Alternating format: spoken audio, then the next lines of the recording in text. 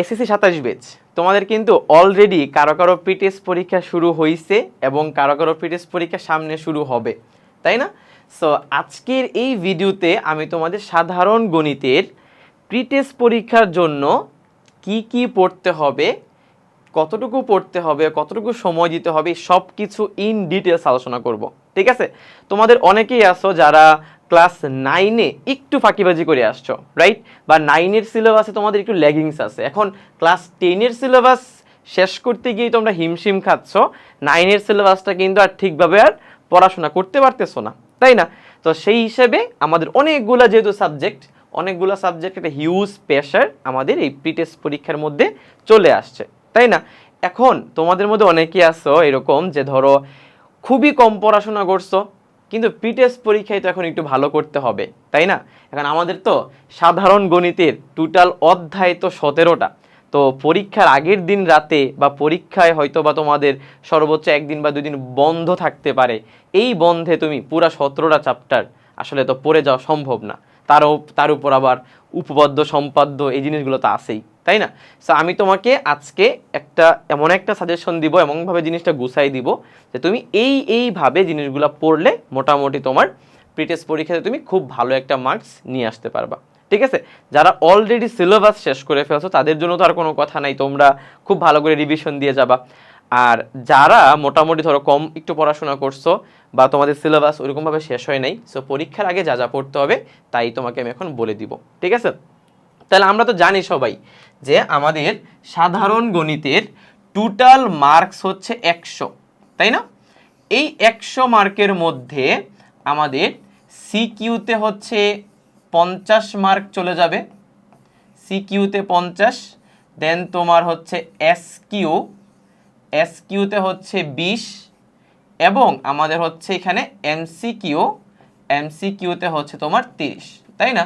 তাহলে এই সব মিলিয়ে হচ্ছে আমাদের টোটাল 50 মার্কস। এখন এই 50 মার্কসকে আমরা টোটাল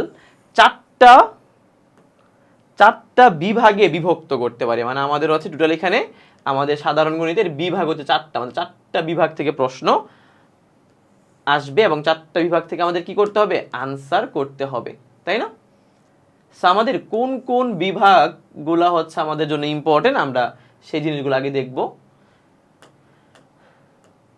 সো খেয়াল করে দেখো, আমরা সবার লাস্ট থেকে আসি। যেমন সবার লাস্ট হচ্ছে ঘ বিভাগ, সবার লাস্টে হচ্ছে তোমার ঘ বিভাগ। তো ভাইয়া ঘ বিভাগে হচ্ছে টোটাল 17টা চ্যাপ্টারের মধ্যে মাত্র একটা চ্যাপ্টার, সেটা হচ্ছে চ্যাপ্টার 17, মানে পরিসংখ্যান। এই পরিসংখ্যান চ্যাপ্টার থেকে তোমাদের 2টা সৃজনশীল আসবে, 2টা সিকিউ আসবে, একটা থেকে 2টা, একটা অথবা 2টা তোমার এসকিউ আসবে, এবং মিনিমাম তোমার 3টার মতো বা 2 থেকে 3টা আমি ধরতে পারি, 2 থেকে 3টা এমসিকিউ আসবে। তো এই একটা চ্যাপ্টার শুধুমাত্র ঘ বিভাগ তুমি যদি সলভ করো, শুধুমাত্র ঘ বিভাগ যদি ভালো করে পড়ো, জাস্ট এইখান থেকে এই ঘ বিভাগ থেকে তুমি মোটামুটি 25 মার্কস নিয়ে আসতে পারবা। শুধুমাত্র ঘ বিভাগটা থেকে তুমি 25 মার্কস নিয়ে আসতে পারবা, মাত্র একটা চ্যাপ্টার করে। আর অবশ্যই পরীক্ষার আগের দিন রাতে গিয়ে সব ভিডিও টিডিও দেখে ক্লাস করবা, তাহলে কিন্তু আর জিনিসটা পারবা না। যা করবা আগেই করবা, তোমরা সবাই এই চ্যাপ্টারটা পড়ছো, সো এই চ্যাপ্টারটা জাস্ট রিভিশন দিতে হবে। পরীক্ষা আগের দিন যদি তুমি আবার গিয়ে ভিডিও দেখো, এই করো সেই করো, তাহলে কিন্তু আর হবে না, তাহলে কিন্তু পারবা না, বুঝছো? তাহলে তোমাকে অবশ্যই এই চ্যাপ্টার থেকে প্র্যাকটিস করতে হবে, যেহেতু গ্রাফটা বা অনেক কিছু আছে। এরপরে আসো তোমার গ বিভাগ। ভাইয়া গ বিভাগে যেই চ্যাপ্টারগুলো আছে ত্রিকোণমিতি এবং পরিমিতি। তো ত্রিকোণমিতি হচ্ছে চ্যাপ্টার 9 আছে, চ্যাপ্টার 10 আছে, এবং পরিমিতি চ্যাপ্টার 16। এই 3টা চ্যাপ্টার হচ্ছে আমাদের এই গ বিভাগে আছে। এখন এই যে চ্যাপ্টার 9 এবং 10, এই 2টা থেকে একটা সিকিউ আসবে, চ্যাপ্টার 9 থেকেও আসতে পারে, 10 থেকেও আসতে পারে, মিলায়েও আসতে পারে। আর পরিমিতি থেকে একটা সিকিউ আসবে। আমার কথা বুঝছো? তাহলে এখানে কিন্তু তুমি যে কোনো একটা সৃজনশীল আনসার করতে পারবা, যেহেতু এখান থেকে যদি 2টা আনসার করো, এখান থেকে একটা আনসার করতে হবে। আর এসকিউ আর এমসিকিউ তো আসবে, এখান থেকে তোমার 5 থেকে 7টা এমসিকিউ আসবে। আবার 3 থেকে 4টা এসকিউ আসবে। তাহলে এসকিউ আর এমসিকিউতে পড়ে যাচ্ছি। 3টা চ্যাপ্টার এখন তুমি কি করবা? তোমাদের মধ্যে অনেকেই আছো যারা চ্যাপ্টার 9টা ঠিকভাবে পারো না। চ্যাপ্টার 9 থেকে একটা সৃজনশীল দিলে ওই ত্রিকোণমিতির ম্যাথগুলো মিলাইতে পারো না।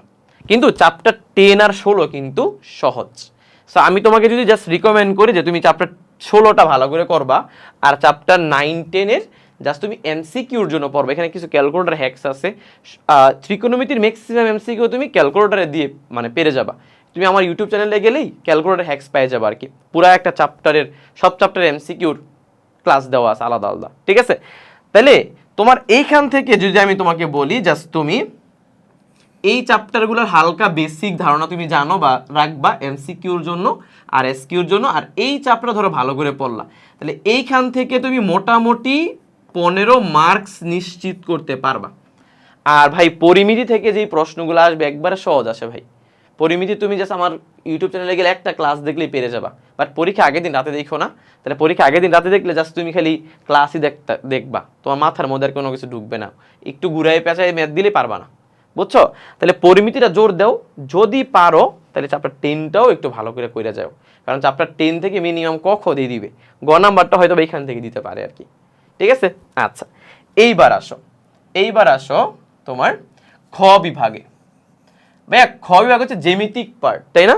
জ্যামিতিক পার্টে হচ্ছে তোমার চ্যাপ্টার 6 আছে, চ্যাপ্টার 7 আছে, চ্যাপ্টার 8 আছে, চ্যাপ্টার হচ্ছে তোমার 14 আছে, চ্যাপ্টার 15 আছে, তাই না? অনেকগুলো চ্যাপ্টার। এবং এর মধ্যে আমি যেটা বুঝি তোমাদের মধ্যে অনেকে আছো যারা চ্যাপ্টার 14 আর 15টা পারো না, বা 14-15 ঠিক মতো পড়ো নাই বা শুরুই করো নাই, তাই না?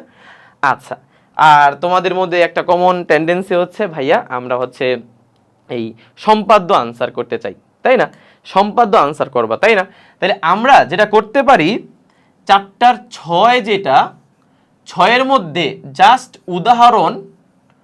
উদাহরণ তোমার উপপাদ্য, জাস্ট উপপাদ্য 14,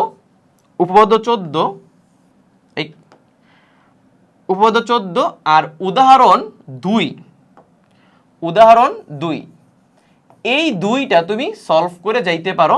এই দুইটা সলভ করলে মোটামুটি এখান থেকে যদি আসে তাহলে এই দুইটা থেকে একটা আসবে, তাহলে খতে একটা ম্যাথ পেয়ে গেলা। আর এইটা তুমি একটু ভালো করে করবা, যে এইটা, কারণ এটা সম্পাদ্য পুরাটাই, সো এখান থেকে সম্পাদ্য আমাদের আসবে, সম্পাদ্য আসবে। আরেকটা কাজ করবা, এই যে 8 আছে না, 8 তো অনেক বড়, রাইট? সো 8 যদি তোমরা ওইভাবে না করতে পারো বা উপপাদ্যগুলো ওইভাবে না পড়ে থাকো, তাহলে আমি বলবো যে 8-এর সবার লাস্টে যে সম্পাদ্যগুলো আছে না, যেগুলো বইতে দেওয়া আছে, সম্পাদ্যগুলো প্র্যাকটিস করবা। আমি কিন্তু তাদের জন্য বলতেছি যারা একবারই পড়াশোনা করো নাই। সো সম্পাদ্যগুলো যদি করে যাও, এখান থেকে তোমার সম্পাদ্য তুমি শিওর থাকো, এখান থেকে সম্পাদ্য সৃজনশীল একটা কমন পড়ে যাবে তোমাদের, ঠিক আছে? আর 14 আর 15 তাহলে আপাতত তোমাদের দরকার নাই যদি না পড়ে থাকো।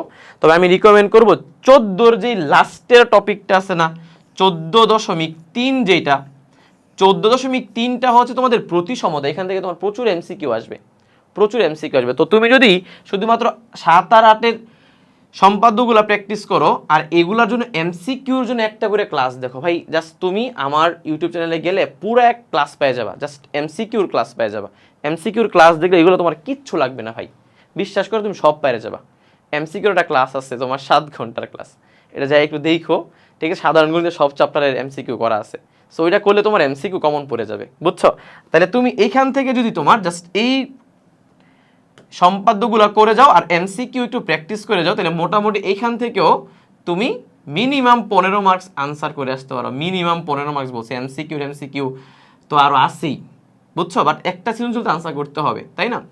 আচ্ছা, আর লাস্ট হচ্ছে আমাদের এই ক বিভাগ, তাই তো? ক বিভাগ হচ্ছে আমাদের বীজগাণিতিক পার্ট। সো বীজগাণিতিক পার্টে হচ্ছে আমাদের টোটাল অধ্যায় কি কি আছে বলো তো? 1 আছে, 2 আছে, 3 আছে, 4 আছে, 5 আছে, তাই না? তারপরে তোমার 6, 7 এগুলো নাই। তোমার হচ্ছে তারপরে কত আছে এখানে? তোমার 11 আছে, 12 আছে, রাইট? 13 আছে। আচ্ছা, তো আমি যেটা বুঝি তোমরা সবাই মোটামুটি 2, 3 এবং 13 এই চ্যাপ্টারগুলো মনে হয় করে ফেলছো, রাইট? সৃজনশীলের জন্য আপাতত 4, 5 তোমরা স্কিপ করতে পারো, 4, 5 থেকে এরকম প্রশ্ন আসবে না। 11-12 থেকে আসতে পারে, বাট অনেকেই আমার মতে অনেকেই হয়তো বা ভালো করে এগুলা পারো না বা পড়ো নাই, কিন্তু ধারা পড়ছো মনে হয়, ধারা 13 পড়ছো এবং 2-3 পড়ছো। ভাই এক থেকে জাস্ট তুমি কয়েকটা প্রশ্ন পড়বা, কয়েকটা প্রশ্ন পড়বে, সেটা হচ্ছে রুট টু একটা অমূলদ সংখ্যা, তারপরে কোনো একটা সংখ্যার বর্গের সাথে এক যোগ করলে যোগফল একটা পূর্ণ সংখ্যা, এই যে এরকম কিছু ম্যাথ আছে না, তো এরকম 2-1টা ম্যাথ তুমি এটা থেকে পড়বা। আর এই চ্যাপ্টার দুটো একটু ভালো করে পড়বা, আর 13 ভালো করে পড়বা, দেখবা যে তোমার একটা সৃজনশীল না, দুইটাও কমন পড়ে যেতে পারে, বুঝছো? কারণ 3, 4, 5 আর 11, 12 এগুলো থেকে প্রশ্ন খুব কম আসতে পারে, যেহেতু অনেকগুলো চ্যাপ্টার, দুইটা সৃজনশীল আসবে, তোমার দরকার খালি একটা। তুমি যদি 2-3 পড়তে পারো, একটা সৃজনশীল কমন পড়ে যাবে ভাই, 2-3 মিলাই একটা সৃজনশীল হয়, ঠিক আছে? তাহলে এইখান থেকেও তোমার মোটামুটি তুমি মিনিমাম 15 মার্কস নিশ্চিত করতে পারো। আমি কিন্তু একবারে বাদ দিয়ে ধরছি, তাও ধরো তুমি একদম পড়াশোনা করো না, তাও 3, 15, 45, 50, 70। আর তুমি যদি এমসিকিউ, বিশ্বাস করে এমসিকিউ জাস্ট 7 ঘন্টার ওই ক্লাসটা দেখো, হয়তো অনেক বড় ক্লাস, পরীক্ষা আগের দিন রাতে দেখে সম্ভব না ভাই, তাহলে তুমি দেখবা ওই এমসিকিউর ওই ক্লাস থেকে তুমি দেখবা তোমার 30টা এখানে এমসিকিউ না, মিনিমাম ইনশাল্লাহ তুমি 25টা পাইরা যাবা ভাই। এমসিকিউর ক্লাস দেখাটা কেন ইম্পর্টেন্ট, তার কারণ হচ্ছে এমসিকিউ আসলে কিন্তু অনেক শর্টকাট টেকনিক আছে, ওই টেকনিকগুলো তোমাকে জানতে হবে। ওই টেকনিকগুলো জানলে তাহলে তুমি এমসিকিউটা ভালো করতে পারবা, আদারওয়াইজ টেকনিক না জানলে ভালো করতে পারবা না, বুঝছো? তাহলে আমরা যদি এখানে সব মিলে যদি একটা সময় চিন্তা করি, যে তোমার ঠিক আছে তুমি আসলে কত ঘন্টা এখানে সময় দিবা, পরীক্ষার আগে যদি 2 দিনও বন্ধ থাকে তাও তুমি অনেক কিছু করে ফেলতে পারবা। তুমি এই চ্যাপ্টারে সর্বোচ্চ 3 ঘন্টা সময় দিবা, তুমি এই চ্যাপ্টারে সর্বোচ্চ 3 ঘন্টা সময় দিবা, এই 6 ঘন্টা সময়, ধরো এইখানে তুমি 1-1.5 ঘন্টা সময় দিলা, 7 থেকে 8 ঘন্টা হয়ে গেল। তুমি এই সম্পাদ্যগুলা করবা, এই সম্পাদ্যগুলা করাতে তুমি কি করবা, এইখানে যে সময়টা দিবা, এখানে ধরো তুমি 3-4 ঘন্টা সময় দিবা, আর এটাতে তুমি মিনিমাম 4 ঘন্টা সময় দিবা, 4 থেকে 5 ঘন্টা, বুঝছো? তাহলে তুমি যদি মোটামুটি 2 দিন সময় নাও, 2 দিন সময় নিলে ধরো তুমি তেমন ভালো করে পড়োই নাই, তাও তুমি যে আনসার করে আসতে পারবা। আর আমি যেটা বুঝি তোমাদের এই 14, 15 এগুলো তোমাদের ঠিকভাবে করা হয় নাই, অনেকের 11, 12 এগুলো ঠিকভাবে করা হয় না, 5 হয়তো বা করা হয় নাই, তো এগুলো তোমরা স্কিপ করে যেতে পারো, ঠিক আছে? এগুলো তোমার এমসিকিউতে বললামই তো, এমসিকিউ যা যা ওই একটা ক্লাস দেখবা এমসিকিউ হয়ে যাবে, ঠিক আছে? সো এটা ছিল তোমাদের সাধারণ গণিতের সাজেশন। মোটামুটি তুমি এখানে এতটুকু ফলো করলে মোটামুটি ভালো একটা মার্কস নিয়ে আসতে পারবা। তো একটা জিনিস মাথায় রেখো, যে সাজেশন দিচ্ছি বা যেই কথাগুলো বলছি, এগুলা কিন্তু শুধু টেস্টের জন্যই, এগুলা ধরে যদি সামনে আবার টেস্ট চিন্তা করো, তাহলে কিন্তু ভাই ধরা খায় যাবা। অবশ্যই টেস্ট পরীক্ষা দেওয়ার পর যেন তোমার কোনো চ্যাপ্টার যেন বাদ না থাকে, সব চ্যাপ্টার ইনশাল্লাহ আমরা একটা একটা করে তুমি শেষ করে ফেলবা। আর তোমাদের কিন্তু অবশ্যই আমি এই সবগুলা চ্যাপ্টারের ইন্ডিভিজুয়াল ভিডিও দিচ্ছি আমার ইউটিউব চ্যানেলে, সো যখন তোমার যেই চ্যাপ্টারটা লাগবে তুমি ওই চ্যাপ্টারে ক্লাস দেখে ফেলবা, ঠিক আছে? সো সবাই ভালো থাকো, টেস্ট পরীক্ষা ভালো করে দাও, আল্লাহ হাফিজ।